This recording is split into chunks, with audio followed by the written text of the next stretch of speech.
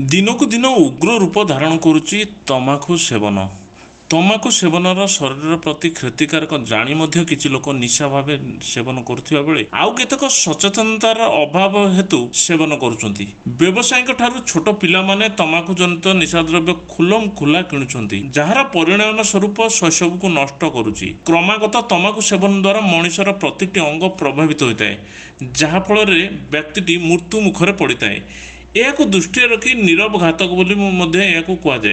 लोकंकु तमाकु seven जनित स्वास्थ्य समस्या और यार भयावहता और एथुरु दूरे रहिबा पई सचेतनता सृष्टि उद्देश्य रे प्रति वर्ष तमाकु वर्जन दिवस पालन करा जाउची। चलित वर्ष एई दिवसर थीम रही protecting children's from tobacco industry बा तमाकु मुक्त शैशव पई पिलामानकु तमाकु ठारू दूरे रहिबा।